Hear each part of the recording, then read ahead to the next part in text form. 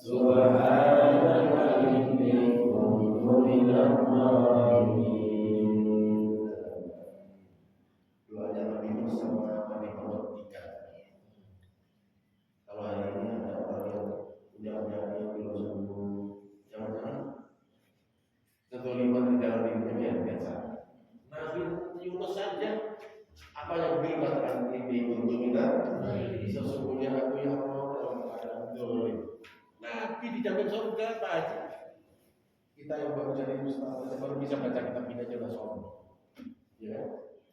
Baru jadi ketua dewan atau DPR RI atau dari belum ada jaminan surga.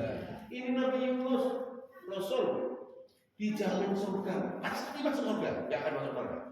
Tapi apa kata Nabi Yunus? Subhanallah, ini berkeliling dosa kita di dunia. Kesana mampu, kesana judi, kesana main gabel, kesana main domino, kesana main apa itu nggak tahu. Saking banyaknya kezaliman kita, maksiat kita. Kita tidak pernah merasa dosa.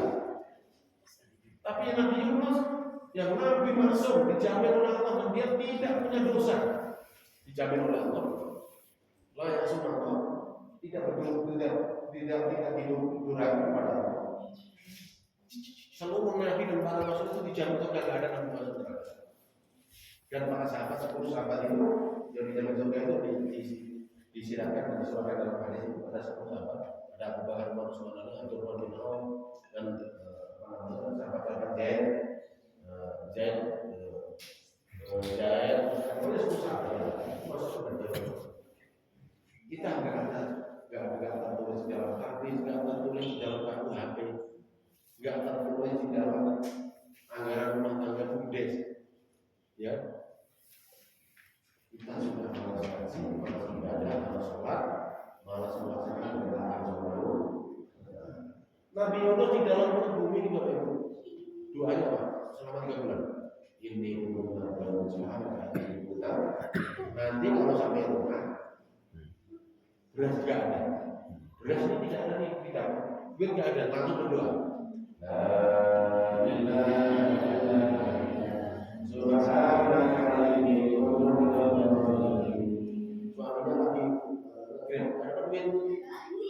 Yang harusnya masuk saya harus 50.000, dapat 30.000 minus ya, langsung berdoa.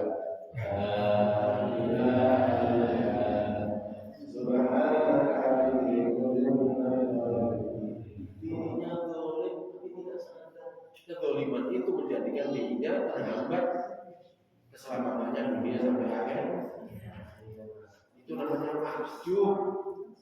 Mahjub itu penghalang. Ini tindakan. Bukan karena baiknya putih atau baiknya bagus ini. Terkadang 50 di sini. Bukan. Allah tidak memandang baiknya, tidak memandang bagaimana, tidak memandang jam tangan. Tapi dia melihat amal. Ya, itu kalau pertama. Bahkan menurut hadis,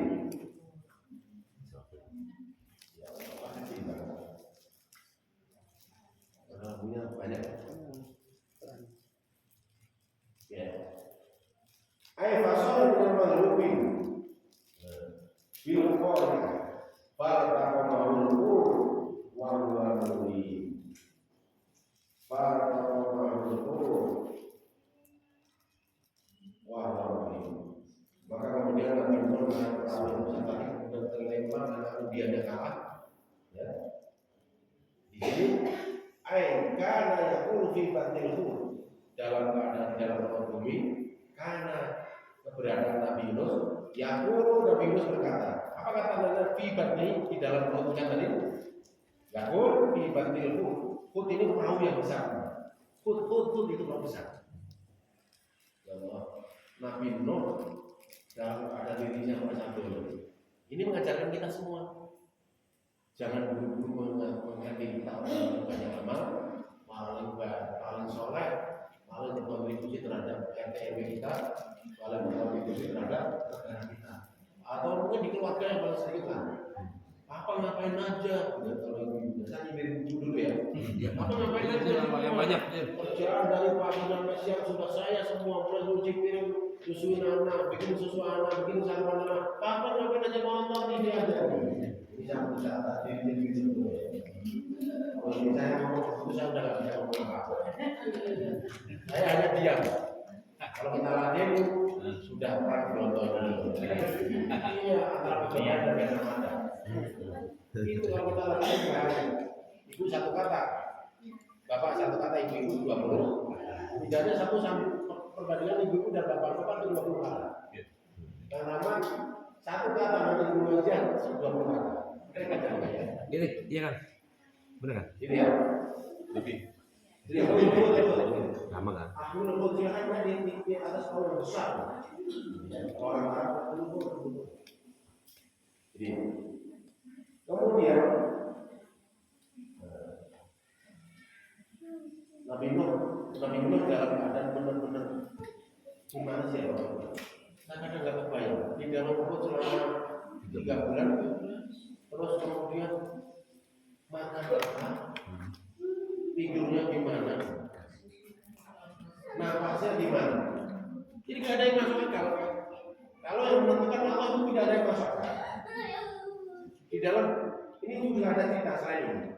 Umatnya Nabi Musa umurnya 560 tahun. Umatnya Nabi Musa itu hidup di dalam batu. Hidup di dalam batu. Batu itu di tengah laut. Tapi ceritanya panjang. Orang itu akhirnya dicaplok batu yang kayak gua gitu. Ternyata dia berjalan, batu itu di dalam tengah dan pintunya itu tertutup selama bertahun-tahun. Lah kalau bapak ibu tanya terus dia makan apa? Yang ngirimin pisang siapa? Terus dia punya istri atau tidak? Saya nggak akan bisa jawab itu. Ya, kalau sudah punya itu sudah urusan Allah Subhanahu. Kemudian apa? Ayat mustahakul laut. Nabi Yunus punya hak apa hanya? Minta ampun kepada istighfar kepada muhasabah kepada muhasabah itu introspeksi sendiri. Falaula annahu kana minal muslimin. Kalau yang sambil membaca terjemahannya, aku sambil terjemahkan salah. Maka jikalau inilah nahya, jikalau Nabi Yunus ini tidak membaca tasbih selama 3 bulan. Gitu maksudnya. Ini dikatakan. Jikalau Muhammad tidak pernah sholat di Masjid Al-Huda, tidak pernah istighfar dan membaca sholawat, tasbih dan istighfar dan lain sebagainya, maka Muhammad akan celaka selamanya. Solusi kehidupan sulitnya tidak akan diurai oleh Allah. Nabi Yunus akan di dalam perut bumi itu. Kalau orang mana dengan bisa bikin apa yang diucapkan tadi? La ilaha illa anta subhanaka inni kuntu minadz dzalimin. Awakana kebelaan takomahu alqur minal musallin. Nabi Yunus sholat terus di dalam laut. Kita baru jadi kuli. Nyampe juga sama siapa ya? Ini ngomong aja ya. Kita baru jadi kuli, udah nggak sholat dulu. Jadi Pak RT mereka hasil pemilu nggak sholat asar. Baru jadi saksi TPS, nggak sholat subuh. Alasannya gimana? Kalau bela-bela sudah jadi KPP sudah curang, sudah berusaha sama manusia, meninggal sholat berusaha sama Allah Subhanahu. Gimana? Ya. Walamin fi ayat selanjutnya. Walamin fi batni ila yaumi yub'ats. Jika Nabi itu tidak mengucapkan la ilaha illallah subhanaka inni kuntu minadz dzalimin, lalabita ini lantoknya juga.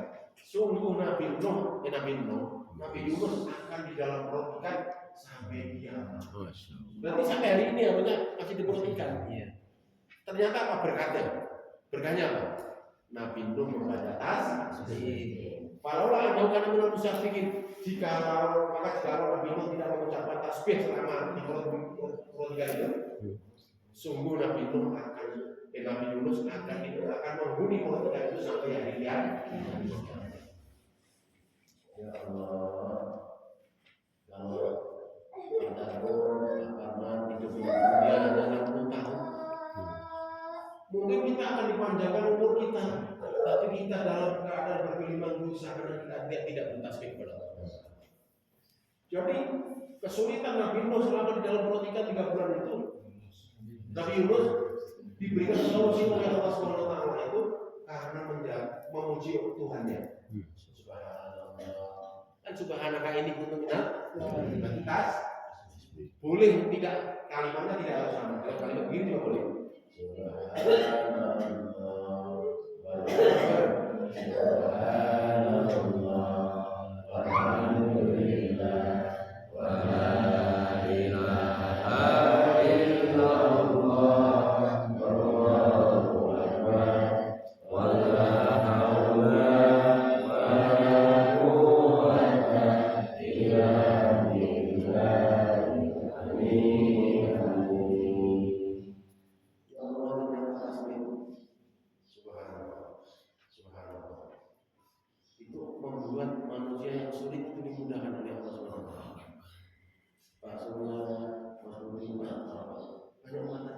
Tasbih itu bukan karena kita melintir-lintir butirannya, bukan, tapi ucapan subhan. Masa jangan nyetel-nyetel, masa goreng tempe buatnya ini sedang goreng tempe apa aja, sambil sholat apa namanya subhanallah.